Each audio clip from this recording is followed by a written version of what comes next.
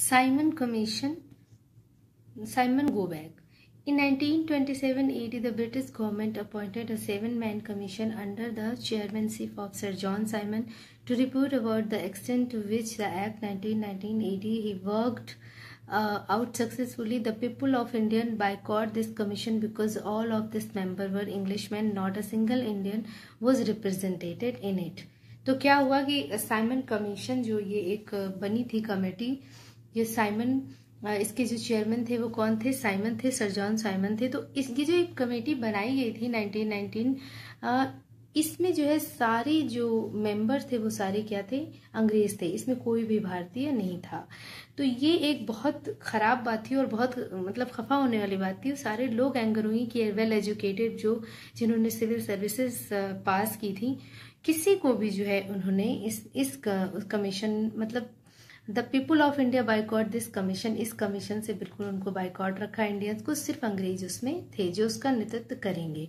Eight Lahore a procession was taken out under the leadership of Lala Lajpat Rai which he was fatally wounded। और जब इस मतलब इसको क्या किया गया, इसको अपोज किया गया, इसके अगेंस्ट एक लाला लाजपत राय आए और वो बोले तो उन्हें जो है क्या किया गया? घायल कर दिया गया। However the commission taught the country and submitted its report in which the system of democracy of strongly criticized। Later on, it was on the basis of this report the Act of 1935 AD was the passed।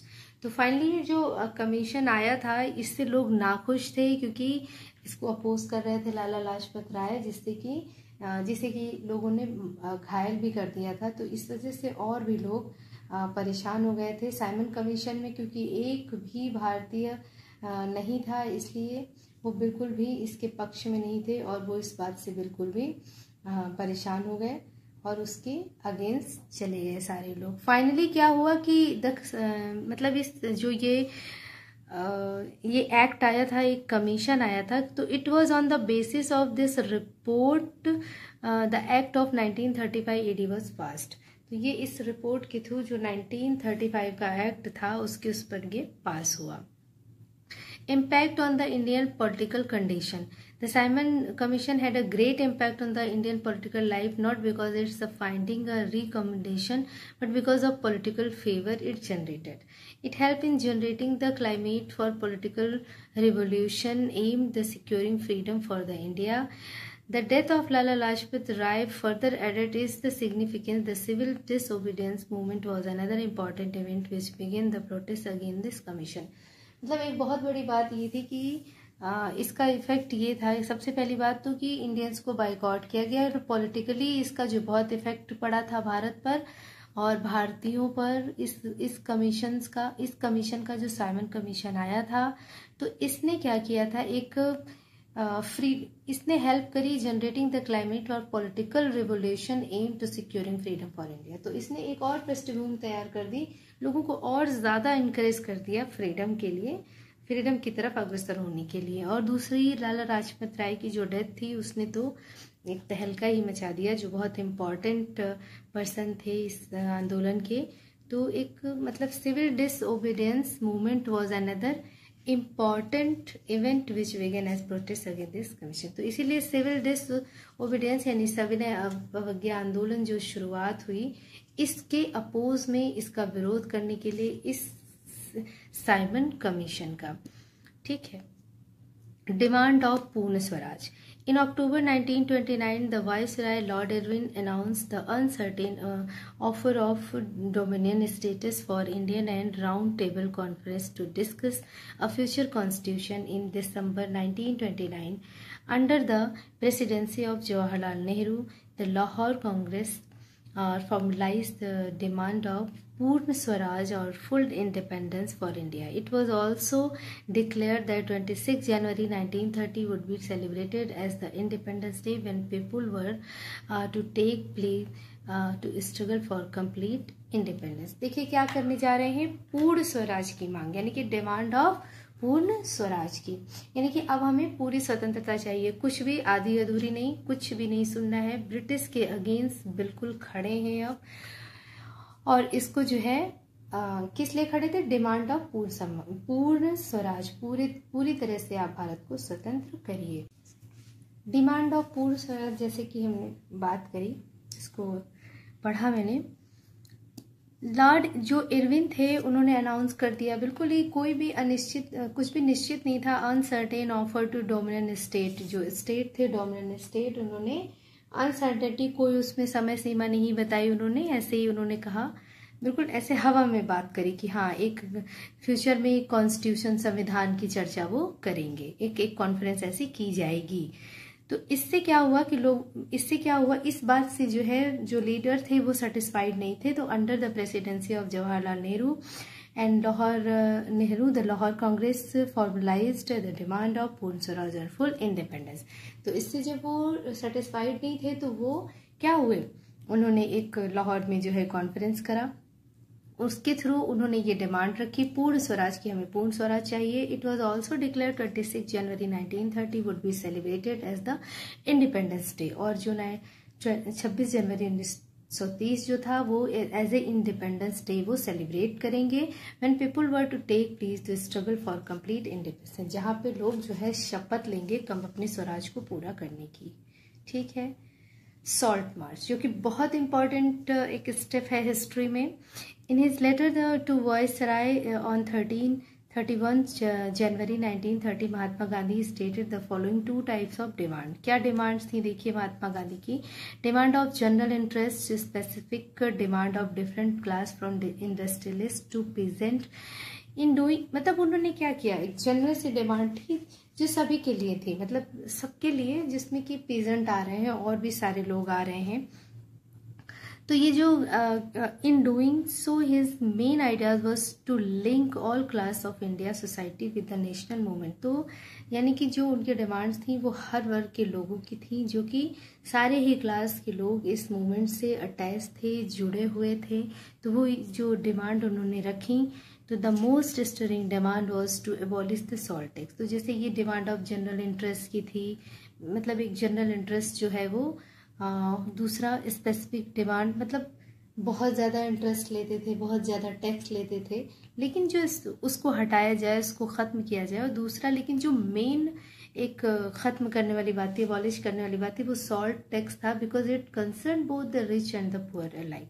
क्योंकि ये तो दोनों के लिए same था। कितनी important चीज़ थी ये खाने के लिए, कि विदाउट सॉल्ट खाना, बताइए कितनी इंपॉर्टेंट चीज़, और उस पर आप टैक्स लगा रहे हैं, उस पर टैक्स लगा रहे हैं। तो as the British government did accept his demand by the specific date 11 March 1930 he launch his civil disobedience movement with his famous Dandi march. 1930 Gandhi ji march on a foot a small village Dandi on the western coast.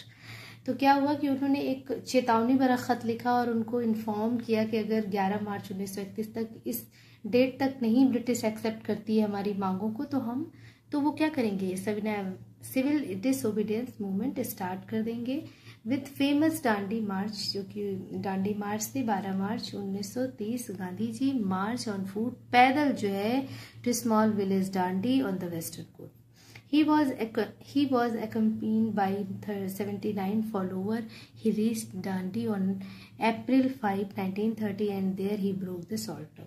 तो British, जाहिर सी बात है कि British ने नहीं माना उनकी बात को, तो 79 फॉलोअर के साथ उन्होंने अपनी यात्रा को शुरू किया और 5 अप्रैल 1930 को वो दांडी पहुंचे, जहां पर उन्होंने नमक कानून को तोड़ा। द सॉल्ट मार्च और Dandi march prove the effective symbol of resistance against colonialism. तो जो सॉल्ट मार्च जो ब्रेक किया उन्होंने, दांडी मार्च की उन्होंने, उसका बहुत इफेक्टिव, बहुत ज़्यादा इफेक्ट हुआ। उसका क्या इफेक्ट हुआ औपनिवेशवाद पे, वो हम देखेंगे कि उसका कितना ज़्यादा इफेक्ट उस पर आया, उस विरोध का, उस प्रतिरोध का। The break any British law was surely step against colonialism. तो अभी तक क्या था कि कोई भी रूल तोड़ना ब्रिटिश के अगेंस्ट, जो तोड़ते जा रहे थे वो एक आज़ादी को पाने के लिए, मतलब उनको सहयोग ना करने के लिए। लेकिन ये जो लॉ, सॉल्ट टैक्स जो लॉ था, उसको जो उन्होंने ब्रेक किया, तो वो एक कॉलोनिज्म के अगेंस्ट था। Specially when such a law as salt was broken and it had for wider description question on the whole structure of colonialism because the salt was something which was equally taken by rich or poor alike and it was one of the most essential item of food. जाहिर सी बात है कि जब ये law टूटा तो ये औपनिवेशवाद के अगेंस्ट था और ये बहुत बड़ा स्टेप था क्योंकि जो सॉल्ट है वो रिच प्योर दोनों के लिए समान कितनी इम्पॉर्टेंट चीज़ एसेंशियल चीज़ है ये फूड है मतलब बिना इसके फूड को कैसे प्रिपेयर किया जाएगा. तो the tax on salt and the government monopoly was seen as a oppressive act of the government. तो कहने का मतलब ये है कि ये जो नमक पर टैक्स लगा हुआ था the government monopoly was seen as a oppressive act of the government.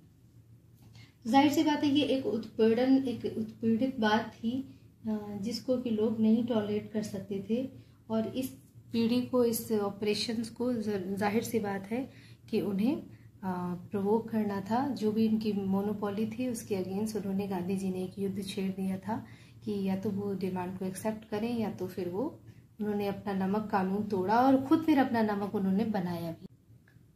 Over the whole journey 240 miles from Sabarmati Ashram to Dandi thousand of people came daily to hear Mahatma Gandhi who told them meaning of Swaraj and urged them to defy the British peacefully.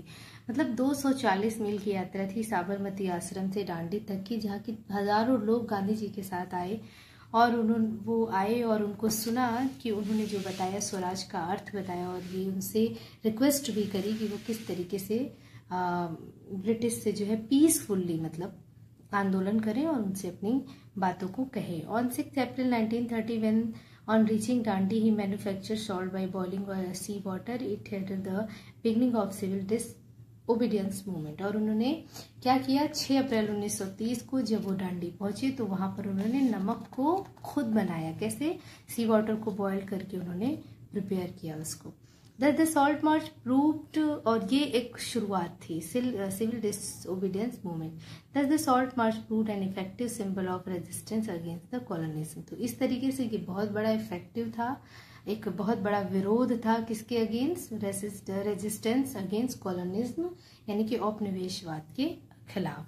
The civil disobedience movement along with 78 followers Gandhi ji started his march from Sabarmati ashram on 12th March 1930 for Dandi the coastal town of Gujarat. तो उन्होंने शुरू करा था साबरमती आश्रम से ये अपना यात्रा डांडी के लिए जो कि 12 मार्च 1930 को थी और ये डांडी के लिए वो पहुंचे थे. वो इस टाउन ऑफ गुजरात जो कि कहाँ है गुजरात का कस्बा है. On 6 April he reach Dandi and ceremonially violated the salt law manufactured salt by the boiling sea water. This mark the beginning of civil disobedience movement. और जा करके वहां पर पहुंच करके उन्होंने सी वाटर को बॉयल किया और नमक कानून को तोड़ा और नमक को खुद बनाया. यहाँ से एक ये शुरुआत थी सिविल डिसओबीडियंस मूवमेंट की.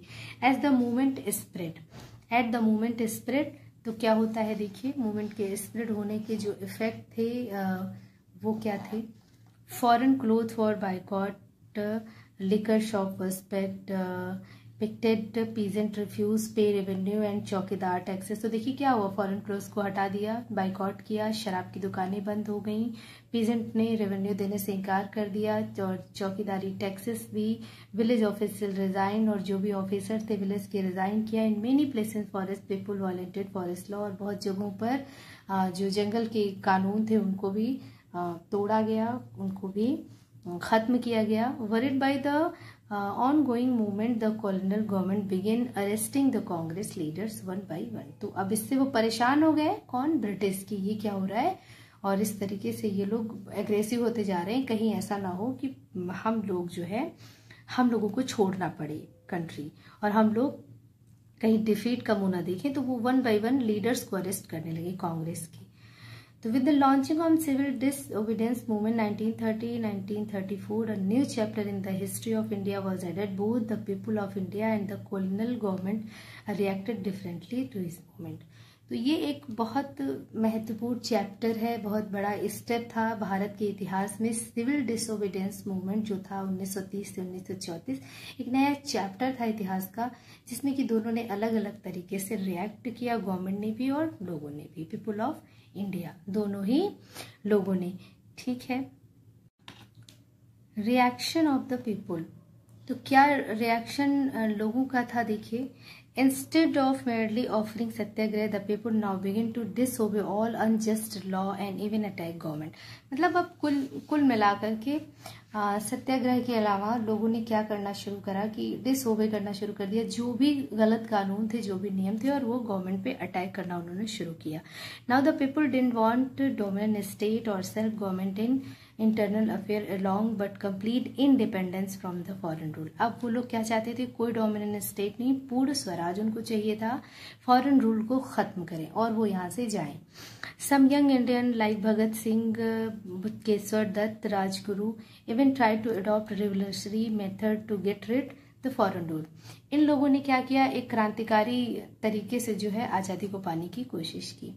Reaction of colonial government, warned by the developments and colonial government began to follow repressive policy, मतलब एक दमनकारी नीति इन लोगों ने अपनाना शुरू कर दिया गवर्नमेंट ने, क्योंकि ये डरे हुए थे और परेशान हो गए थे। सेवरल रिस्ट्रिक्शन वर इम्पोज, बहुत सारे रिस्ट्रिक्शन ला दिए गए इंडियन पर on meeting, demonstration and boycott, मतलब जो धरना प्रदर्शन है उनका बाइकॉट किया गया, जो सभाएं और हो रही थी उनको रोका गया। The national leader began to arrested one by one including Mahatma Gandhi and Abdul Ghaffar Khan.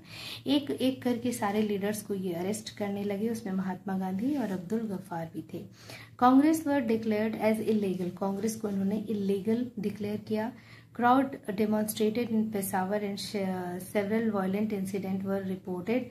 In such a situation, Mahatma Gandhi once again decided to call off movement and entered into pact with the Irwin on 5th March 1931. तो crowd demonstration in Peshawar and several मतलब ये जो धरना प्रदर्शन था पेशावर में और बहुत सारे ऐसे वायलेंट इंसिडेंट हुए थे जिनसे कि ये सारी सिचुएशन को देखते हुए महात्मा गांधी ने एक बार फिर से आंदोलन को वापस लिया और गांधी एंड इंटर्ड और कहाँ पर आए? फिर एक समझौते के साथ, जो कि इरविन समझौता था 5 मार्च 1931 में।